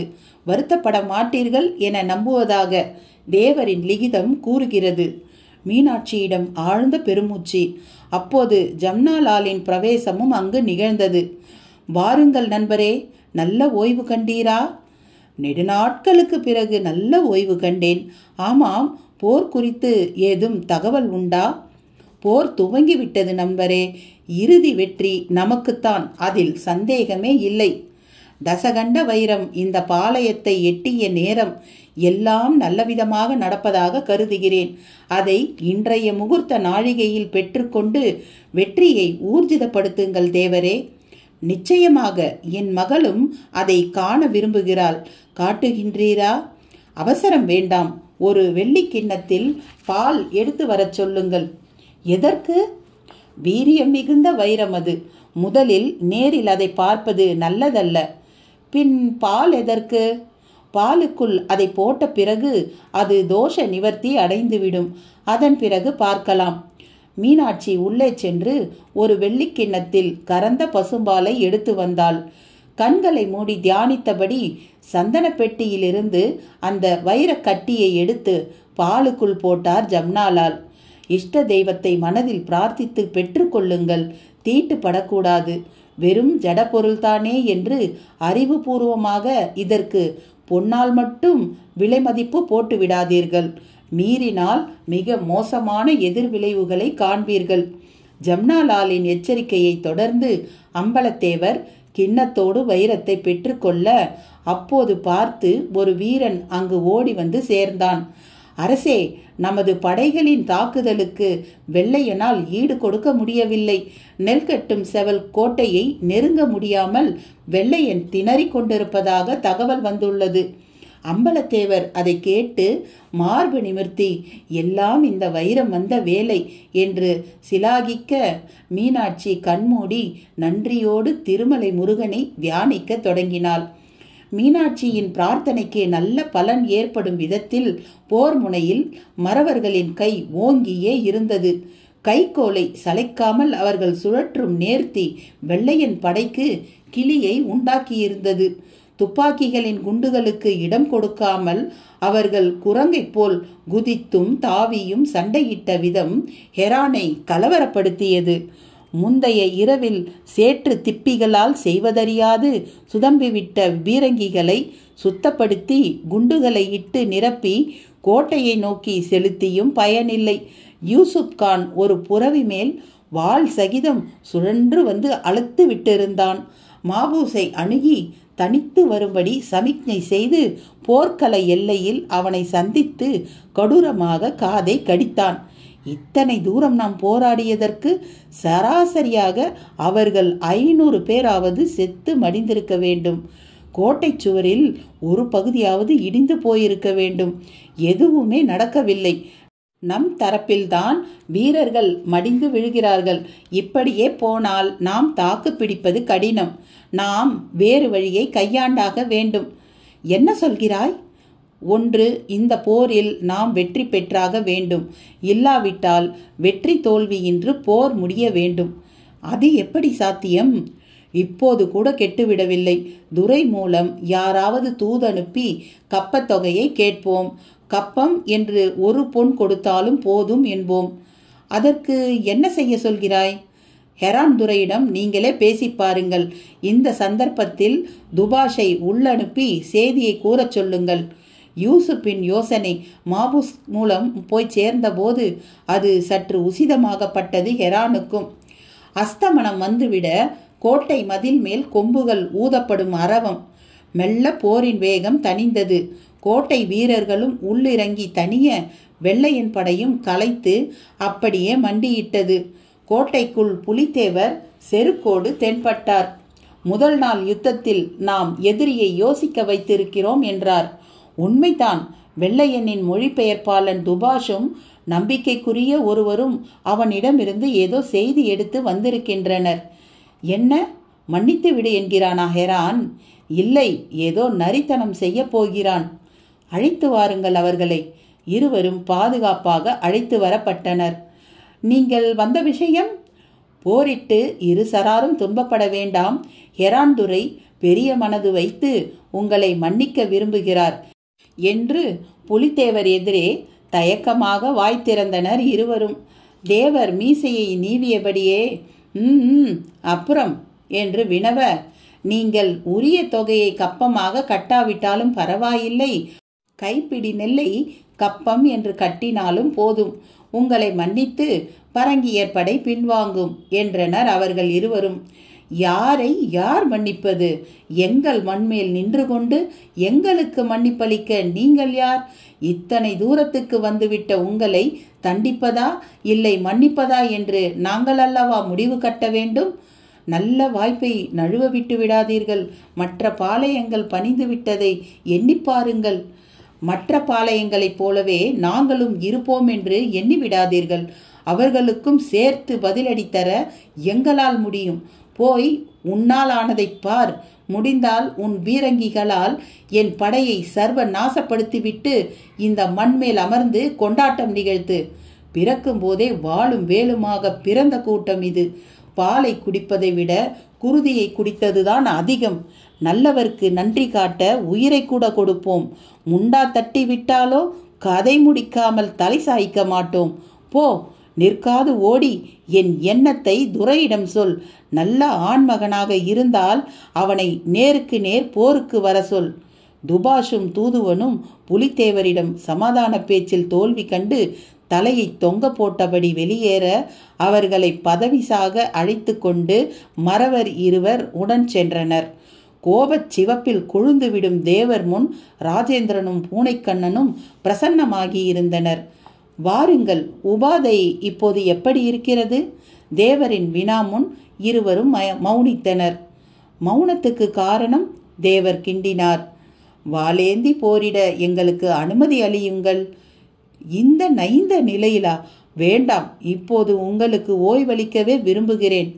வீரர்களுக்கு ஓய்வு முதுமையில்தான், போரின் முன்னிலையில் அல்ல. நாளை நாங்கள் களத்தில் நிற்போம். ராஜேந்திரன் பேசிவிட்டு உடைவாளை உருவி ஏந்தி பிடித்தான். தேவரிடம் சிலிர்ப்பு. அதே சமயம் அங்கனத்தேவன் இறந்துவிட்ட செய்தி கேட்ட வஜ்ர நாராயணன் தன் அடுத்த சதி திட்டத்துக்கு தயாராகி கொண்டிருந்தான். இன்று திவாகரின் கேள்வி முத்தங்கி காதிலும் விழ குடிசைக்கு வெளியே வந்தான் முத்தங்கி. வரணும் ராசா, வரணும். இந்த கிழவனை தேடிக்கிட்டு ஏது இவ்வளவு தூரம்? கேட்டபடியே சற்று தொலைவில் நின்றிருந்த திவாகரை நெருங்கினான். முத்தங்கி, நீ இங்கே தான் இருக்கியா? ரொம்ப நல்லது. உடனே என் கூட கிளம்பு. உனக்கு ஒரு நல்ல வேலை வந்திருக்கு. ராசா, ஏதோ களவாணி சமாச்சாரமா? முத்தங்கி, உன்னை எங்களுக்கு தெரியாதா? இது அந்த மாதிரி விஷயம் இல்லை, வேற ஒரு விஷயம். ரொம்ப அவசரங்களா? ஏன், எதுக்கு கேட்குற? இல்லை, உங்களை போலவே பட்டணத்துக்காரங்க ஒரு 4 பேரை கொஞ்சம் முந்தித்தான் பார்த்தேன். இப்போ ஏன் குடிசையில் தான் இருக்காங்க. அதில் ஒருத்தர் விஷப்பலாவை தின்னுட்டு வைகுண்டம் போக தெரிஞ்சாரு. நம்ம கை மருந்தை கொடுத்து ஒரு வழியாக காப்பாத்தினேன். அவங்கள அனுப்பிச்சிட்டு வந்துடுறேனே. ஏய், யாருப்பா அந்த பட்டணத்துக்காரங்க? அவசரமாக கேட்டான் திவாகர். யாரோங்க 7 கல்பாறையை தேடி வந்தவங்க. வழி மாறி நேர் எதிர்த்திக்கில் வந்துட்டாங்க, பாவம். முத்தங்கி சலித்து கொண்ட சமயம் கலாதரன் குடிசைக்கு வெளியே வரத் தொடங்க திவாகர் பேச்சை கேட்டு சட்டென்று கதவுக்கு பின்னால் ஒளிந்து கொண்டு அவர்கள் பேச்சை கேட்கத் தொடங்கினான். கிழவா, விவரம் கெட்டவனே, அந்த ஆள் மலை போலீஸியா, பாரஸ்டரு, நோட்டம் போட வந்திருக்காங்க. நம்ம கூட்டத்துக்கு எதிரியா? அப்படியா?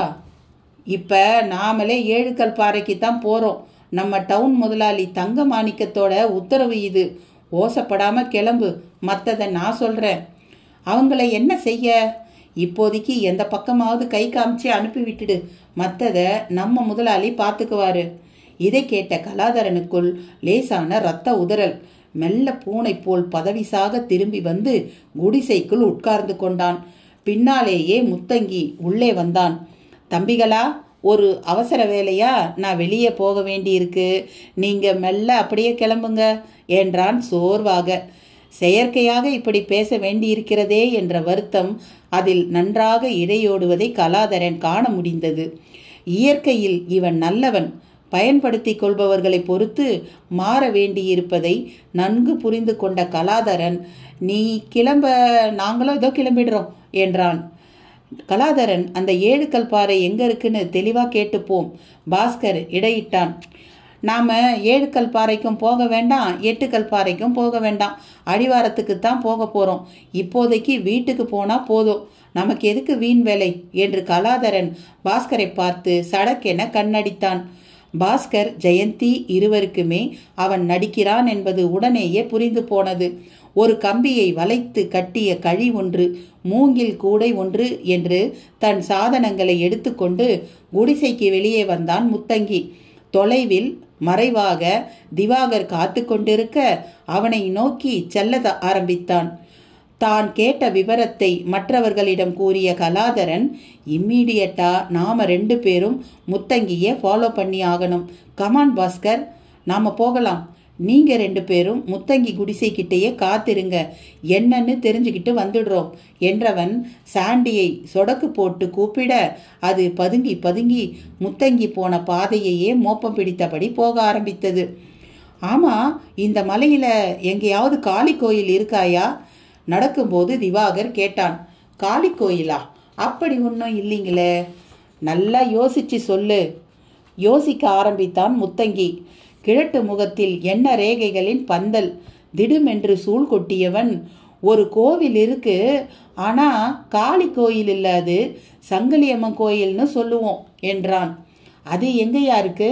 திவாகரிடம் தீர்க்கமான துருவல். என்னங்க நீங்க, சந்தன மரம் எங்க இருக்கு, ஜாதிக்கா மரம் எங்க இருக்குன்னு தானே இங்கே கேட்டு நான் பார்த்துருக்கேன். இப்போ போய் அதிசயமா கோயிலை பத்தி கேட்குறீங்க. காரணமா தாயா? அதுக்கு தான் உன்னை சம்பத்தையா அழைச்சிட்டு வர சொன்னாரு. சங்கிலியம்ம ரொம்ப சக்தி வாய்ந்தவனு கேள்வி. ஏதாவது நேர்த்திக்கடன் பண்ணலாம்னு இருக்கீங்களா? ஆமா, மொட்டை போட்டு பலி கொடுக்கலாம்னு. கோயில் எங்க இருக்கு அதை சொல்லு. நாங்க சங்கிலியம்மன் சொல்ற அந்த சாமியை மற்ற குடிமக்க வீரபத்த காளின்னு சொல்லுவாங்க. அந்த கோயிலுக்கு போறது மிகவும் கஷ்டம். அந்த கோயிலே ஒரு குகைக்குள்ளார இருக்குதுன்னு பேசிக்கிறாங்களா? அப்போ உனக்கு தெரியாதா? தெரியாதுங்களே. இந்த மலையில சுத்தாயா நீ? தெரியாதுன்னு சொன்னா தெரியாதுதாங்க. திவாகர் அவன் பதிலில் குத்துப்பட்டது போல் ஆகியிருந்தான். மலைப்பாதையில் விறுவிறுவென்று நடந்தார்கள் அவர்கள் இருவரும். கிழவன் முத்தங்கியின் நடையில் அசாத்திய வேகம். பின்தொடரும் கலாதரனால் அந்த வேகத்துக்கு ஈடு கொடுக்க முடியவில்லை. வானில் சூரியன் நடுமைப்பட்டிருந்தான்.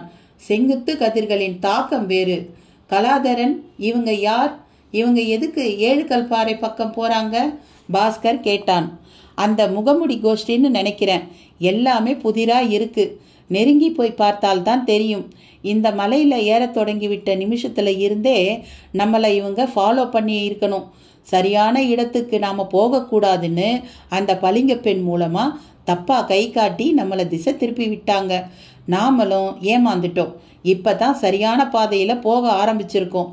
இருவரும் பேசியபடியே இடையிட்ட மர நிழல்களில் ஊடுருவி பின்தொடர 7 கல் பாறை மேல் நின்றிருந்த சம்பத்துக்கு அவன் பைனாக்குலர் மெல்ல முத்தங்கியையும் திவாகரையும் ஒரு கட்டத்தில் காட்டத் தொடங்கியது.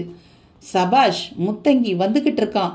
கையை சொடுக்கியவன் திரும்ப பைனாக்குலர் வழியாக ஊடுருவிய போது அவர்களுக்கு பின்னால் பதுங்கி பதுங்கி பாஸ்கரும் கலாதரனும் வருவதை பார்த்து விட்டான். விலா எலும்பில் யாரோ தீக்குச்சியை உரசின மாதிரி ஒரு சிலிர்ப்பு அவனிடம். ஐயோ என்ற பதைப்பு. இப்போது என்ன செய்ய? கேள்விக்குள் நுழைந்தவன் பாக்கெட்டை தொட்டு பார்த்தான். ரிவால்வர் நெருடியது.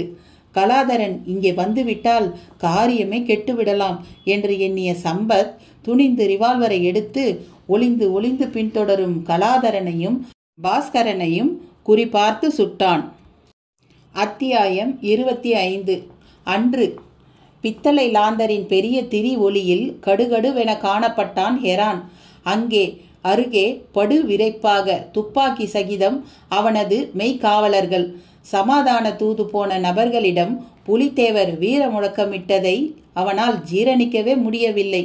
ஒரு கைப்பிடி நெல்லை கூட கப்பமாக கட்ட மறுக்கும் அளவுக்கா ஒரு மனிதனிடம் வீரமும் கர்வமும் இருக்கும்?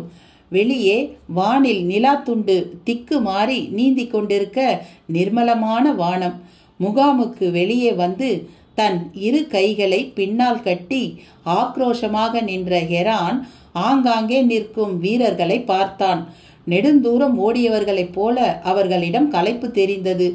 எதிலும் சாயாமல் முட்டு கொடுக்காமல் விரைத்தே நிற்க வேண்டிய வீரர்கள் பீரங்கி சக்கரங்களின் மேல் ஒரு கலித்தும் அருகாமை மரக்கிளைகளை சார்ந்தும் நிற்பதை பார்க்கையில் ஒரு இராணுவ அமைப்பின் நசிந்து வரும் தன்மை ஹெரானுக்குள் துல்லியமாக பட்டது. திரும்பவும் முகாமுக்குள் நுழைந்தான். ஒரு வீரன் மதுக்கிண்ணத்தை நீட்டினான். அதை வாங்கி பருகிவிட்டு பெருமூச்சு விட்டபடி தன் சகாக்களை அழைத்தான். மாபுஸ்கானும் யூசுப்கானும் கூட வந்து இணைந்து கொண்டார்கள். நடுநாயகமாய் பித்தளை லாந்தரின் தூக்கலான ஜொலிப்பு. கவனமாய் கேட்டுக்கொள்ளுங்கள். நாளை மதியம் வரை நாம் போரிடுவது போல் போக்கு காட்ட வேண்டும். அதன் பின்னர் போரை முற்றிலுமாக நிறுத்திவிட வேண்டும். இதற்குள் நமது படையின் பெரும்பகுதி திரும்பத் தொடங்கிவிடும்.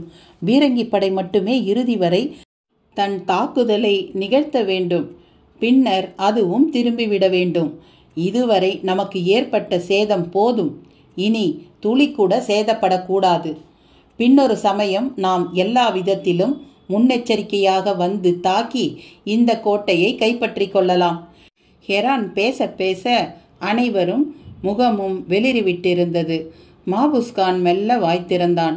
துரை, இப்படி கோழைத்தனமாக பின்வாங்குவதை விட நாம் போராடி இங்கேயே சாகலாம். யூசுப், நீ என்ன சொல்கிறாய்? ஹெரான் பார்வை யூசுப் கான் பக்கம் திரும்பியது. ஆழம் தெரியாமல் காலை விட்டுவிட்டோம். தப்பிக்க என்ன வழியோ அதை பார்ப்பதுதான் விவேகம். முன்னே அடைந்த வெற்றி நம் கண்ணை மறைத்து விட்டது. அதனால் தான் இந்த தோல்வி. தந்திரங்களும் நம்மிடம் குறைவு. அதனாலும் இந்த தோல்வியை நாம் தாங்கித்தான் தீர வேண்டும். ஆமாம், நாம் பாடம் கற்றோம். ஒன்றுபட்டவர்களை வீழ்த்துவது கடினம் என்ற பாடம் கற்றோம். நாட்டுப்பட்டு என்று வந்துவிட்டால் இந்த மண்ணில் கல்வன் கூட நல்லவனாகி விடுகிற விந்தை இருக்கிறது. அதை உணர்ந்து கொண்டோம். போரில் இம்முறை நாம் வெல்வது சாத்தியமில்லை என்றாலும் எப்படியாவது புலித்தேவரை கொள்வதை சாத்தியப்படுத்தவே விரும்புகிறேன். புரியும்படி பேசு யூசுப். புதிர் போடவில்லை துரை அவர்களே, உள்ளதைத்தான் சொல்கிறேன். ஒரு தந்திர நடவடிக்கையில் நான் இப்போது ஈடுபட்டுள்ளேன். தந்திர நடவடிக்கையா? ஆமாம். தேவருக்கு விசுவாசமிக்க ஒரு மறவன் தேவருக்கே நம் துப்பாக்கியால் குறிவைக்க உள்ளான். போர் துவங்கி நடக்கும்போது அந்த கலேபரத்தில் அவன் கைவரிசையை காட்டிவிடுவான். Is it? இந்த யூசுப் கான் பற்றி போக போக புரிந்து கொள்வீர்கள் துரை அவர்களே. இந்த இடத்தில் யூசுப் கான் பற்றி ஆசிரியர் அவர்கள் ஒரு குறிப்பு கொடுக்கிறார். யூசுப் கானின் இயற்பெயர் மருதநாயகம் பிள்ளை என்றும் கருதப்படுகிறது. இஸ்லாமிய மதத்தை தழுவிய தோடு மாசா என்னும் போர்ச்சுகீசிய பெண்ணை திருமணம் செய்து கொண்டவனும் கூட. 1752 ராபர்ட் கிளைவிடம் தொடங்கிய இவனது பணிக்கு 1755 மேஜர் லாரன்ஸ் என்பவர் தங்க மெடலை பரிசாக தந்திருப்பது முக்கியமாக கருதப்படுகிறது. ஆங்கில படையின் இந்திய சிப்பாய்களுக்கு தலைவனான இவன் திருச்சிப்படை ஹெரானுடன் இணைந்தபோது சேர்ந்து கொண்டிருக்க வாய்ப்பிருப்பதால் புலித்தேவரை ஆரம்பம் முதலே எதிர்த்தவனாக இருக்க சந்தர்ப்பங்கள் முகுதி. கதையை தொடரலாம். நாளை எதற்காக இல்லாவிட்டாலும் புலித்தேவரை கொல்லவாவது நாம் தொடர்ந்து ஆக்ரோஷமாக போரிட்டே தீர வேண்டும் என்றான் யூசுப் கான். குண்டுமழை பொழியும் அந்த தருணத்தில் சத்தத்தோடு சத்தமாக புலித்தேவரின் அவலமும் கலக்கப்போவது உறுதி. யூசுப் கான் பேசிவிட்டு ஆக்ரோஷமாக வெளியே சென்று ஒருவனை அழைத்து வந்து ஹெரான் எதிரில் நிறுத்தினான். அது வஜ்ர நாராயணன். யார் இவன்? வஜ்ர நாராயணனை வெறித்தபடி ஹெரான் கேள்வி கேட்க, கும்பினி துரைக்கு என் கோடி வணக்கங்கள் என்று தலைகுனிந்து நிமிர்ந்தபடி முன்வந்தான் வஜ்ர நாராயணன். நான் பண்பொழியூர் பாளையத்து தளபதி. என் பெயர் வஜ்ர நாராயணன். உங்களோடு நட்பு கொள்ள வந்திருக்கிறேன். அவன் பேச்சு ஹெரானுக்குள் ஆச்சரியத்தை விட அதிர்ச்சியை அதிகமூட்டியது.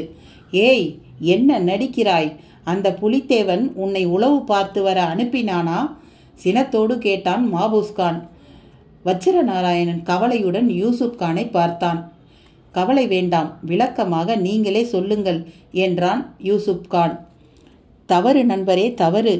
இன்றைக்கு மறவர்கள் வெற்றி பெற்றாலும் எதிர்காலத்தில் அவர்கள் கிழக்கிந்திய கம்பெனிக்கு ஈடு கொடுக்க இயலாமல் தோல்வி அடைந்து கப்பம் கட்டப்போவது உறுதி என்பது தெரிந்த ஒரு தீர்க்கதரிசி நான். அதனால் ஆரம்பம் முதலே உங்களுக்கு செலுத்த வேண்டிய வரியை செலுத்திவிட்டு உங்களுக்கு நட்பாக இருப்பதையே நான் விரும்புகிறேன். ஆனால் சாதாரண படைத்தளபதியின் இந்த கருத்துக்கு இந்த பாளையத்தவர்கள் காது கொடுக்க தயாராயில்லை. அதனால் அவர்களோடு சேர்ந்து அழிந்து போவதை விட உங்களோடு நட்பாக வாழ்ந்து பார்க்க ஆசைப்படுகிறேன். இந்த கதையை நாங்கள் நம்பவா? என்னை நீங்கள் நம்ப தயாராக இல்லையா? சரி, நாளை நானே என் கரத்தால் எங்கள் வீரத் தலைவர் என்று நாங்கள் நம்பும் புலித்தேவரை சுட்டு கொள்கிறேன். அது மட்டுமா, அந்த ராஜேந்திரன், பூனைக்கண்ணன் இருவருமே கூட சுட்டுத்தள்ள சித்தமாக இருக்கிறேன். அதற்கு 2 துப்பாக்கியை மட்டும் தாருங்கள். என் ஆட்களை கொண்டு காரியத்தை ஒரே நேரத்தில் கச்சிதமாக முடித்து விடுகிறேன். அதன் பிறகு என்னை நம்புங்கள். வச்சிர நாராயணனின் அந்த பேச்சு ஹெரான் உள்ளிட்ட சகலரையும் ஒரு தெம்பு நம்பியது. இதற்கு நீ எதிர்பார்க்கும் கைமாறி என்ன? ஹெரானிடம் கேள்வி. இந்த நெல் கட்டும் செவல் பாளையத்து அரச பதவி. உங்களோடு என்றும் நிலைத்த நட்பு. நீ பேசுவதை பார்த்தால் எங்களை விட அவர்களை நீ பெரிய எதிரியாக கருதுவது போல் தெரிகிறதே. மாபுஸ்கான் பேச்சில் அவனை சுற்றி சுற்றி வளைத்தான். ஆமாம், அந்த ராஜேந்திரன் இவருக்கு முதல் எதிரி. வீரத்துக்கு மட்டுமல்ல, காதலுக்கும் முதல் எதிரி. இந்த போரில் தேவர் வெற்றி பெற்றால் ராஜேந்திரன் பண்பொழியூர் பாளையத்தின் மாப்பிள்ளையாகி விடுவான். பிறகு இவர் அவனுக்கும் சேர்ந்து குற்றவேல் புரிய வேண்டும். நிலையை விளக்கினான் யூசுப்.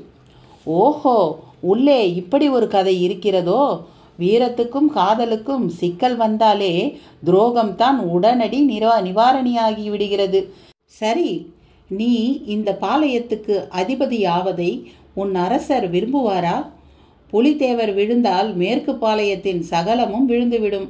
அதன் பிறகு கும்பினியார் வைத்ததுதான் சட்டம். நான் ஒரு ராஜதந்திரி போல் உங்களை சந்தித்து பண்பொழியூரை மட்டும் நீங்கள் வளைக்காமல் இருக்க ஏற்பாடு செய்வது போல் நடிப்பேன். அதே சமயம் உங்களுக்கும் எங்கள் அரசருக்கும் இடையே ஒரு தூதுவன் போல் செயல்பட்டு நட்பை உண்டாக்கி தருகிறேன். என் செயலுக்கு பரிசாக நீங்கள் செவலுக்கே என்னை அதிபதியாக்குங்கள். ஒரு அதிபதிக்கு இளவரசி மீனாட்சி தானே ஏற்ற ஜோடி. பிறகென்ன, எனக்கு பெண் கொடுக்க அம்பலத்தேவருக்கு கசக்கவா செய்யும்? பலே, பேச்சில் இருக்கும் தீர்க்கமும் தெளிவும் செயலிலும் இருக்க வேண்டும். இருக்குமா? இருந்தால்தானே எனக்கு வாழ்க்கை. ஆனால் அவனுக்கு அப்படி ஓர் வாழ்க்கை இல்லை என்பது அவனையே பின்தொடர்ந்து வந்திருக்கும் புலித்தேவருக்கு தெரியாமலா போயிருக்கும்? இன்று இங்கே ஜெயந்திங்கிறது யாருங்க? முத்தங்கி குடிசை அருகே புதிதாக அவன் முளைத்து விட்டிருந்தான். மாரிமுத்து அவனை வெறிக்க ஜெயந்தி நான் தான் என்பது போல அவனை பார்க்க அவனை தொடர்ந்தான். நான் ஐயாவோட வேலை பார்க்குறவங்க, வாட்சர். என் பேரு வேணு. ஐயா 7 கல் பாறை கிட்ட காத்துட்டு இருக்காரு. உங்களை அழைச்சிட்டு வர சொன்னாரு என்றான் அவன். அவரை நீங்க எங்க பார்த்தீங்க? வழியில எதிர்பாராத விதமா பார்த்தேன், அதான். நீங்க வாட்சர் தாங்கிறத நான் எப்படி நம்புறது? நம்பி இஷ்டப்பட்டா வாங்க, இல்லைன்னா நான் போய் வர பிரியப்படலேன்னு சொல்லிடுறேன். அவன் மிக சாதாரணமாக பேசினான். அவள் நெடுநேரம் தயங்கினாள். அப்போது ஒரு பளிங்கன் அவர்களை தாண்டினான். யாரு? வாட்சர் வேணு ஐயாவா? சௌகரியங்களா என்று கேட்டுவிட்டு போய்கொண்டே இருந்தான். இப்போது ஜெயந்திக்குள் லேசான நம்பிக்கை. இதுதான் அவளை சரி கிளம்புங்க என்று மாரிமுத்துவையும் அழைத்து கொண்டு அவனை பின்தொடர வைத்தது. வாட்சர் என்று சொல்லி கொண்டு வந்தவன் அந்த மலையில் கலாதரன் கால் வைத்த வினாடியிலிருந்தே அவர்களை பின்தொடர்ந்து கொண்டிருந்தவன். ஜெயந்தியை மட்டும் மற்றவர்களிடம் பிரித்து தன்னிடம் கொண்டு வந்து சேர்க்க வேண்டிய பொறுப்பை தங்கமாணிக்கம் அவனுக்கு தந்திருந்தார். அது முடிந்துவிட்டதாக கருதி அவன் திமிராக நடந்து கொண்டிருந்தான். துளி கூட பதட்டமில்லாத நடை. ஜெயந்திக்குள் மட்டும் அவ்வப்போது பயம் வந்து உதைப்பட தொடங்கியது. ஒரு கட்டத்தில் ஏகமாய் பளிங்கர்கள் தென்பட்டார்கள். அவர்கள் கால் மாட்டில் விறகு கட்டுகள். அவர்கள் இவனை பார்த்து இணக்கமாக கும்பிட்டார்கள். ஒருவன் மெல்ல வாய் திறந்தான். ஐயா, ஏதாவது காக்கா குருவியை சுட்டிங்களா? ஏண்டா எதுக்கு கேட்குற? இல்லை, துப்பாக்கி சத்தம் கேட்டுச்சு, அதான். துப்பாக்கி சத்தமா? நான் எதையும் சுடலையே. மிஸ்டர், வளவலன்னு பேசாம 7 கல் பாறைக்கு சீக்கிரமா நடங்க என்றாள் ஜெயந்தி அவனிடம். அங்கத்தானே போயிட்டு இருக்கோம் என்றான். உடனே அவன், ஐயா என்னங்க நீங்க? 7 கல் பாறை எங்கேயோ இருக்கு, நீங்க இந்த பக்கம் போறீங்களே என்றான் குறுக்கிட்ட ஒரு பளிங்கன். டேய் சும்மா இருடா, விறகு கட்டை தூக்கிட்டு கிளம்புங்கடா என்று சீறி விழுந்தவன் மேலே நடக்க தொடங்கினான். தயங்கியபடியே அவனை தொடர்ந்த ஜெயந்திக்கு நன்றாக புரிந்தது.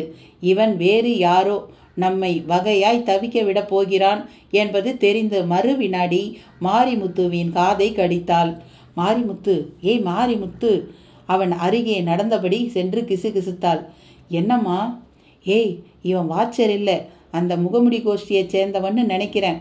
அப்படியா? அவர்கள் முணுமுணுப்பை அவன் கேட்டுவிட்டு நின்றான்.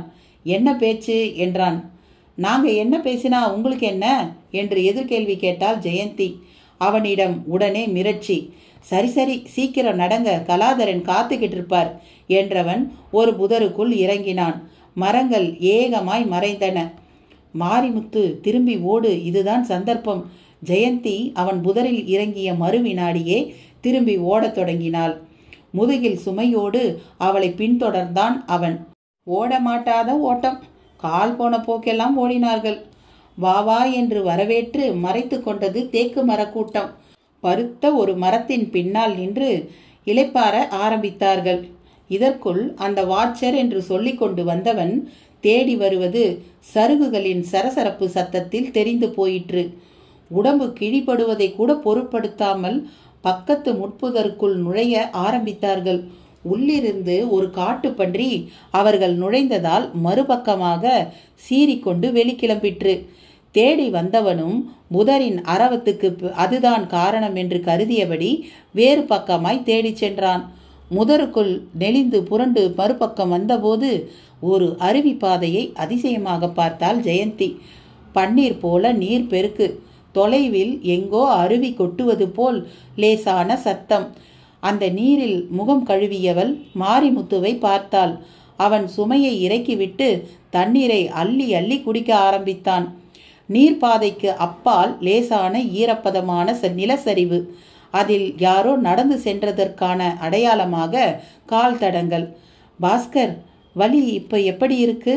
பாஸ்கரின் காலில் தனது பனியன் துணியை கிழித்து கட்டிய இடத்தில் கை வைத்தபடி கேட்டான் கலாதரன். பரவாயில்லை, நல்ல வேலை, துப்பாக்கி குண்டு உரசிக்கிட்டு போனதால கால் பிழைச்சது. ஆமாம், சுட்ட அந்த கோஷ்டி இப்போ எங்க?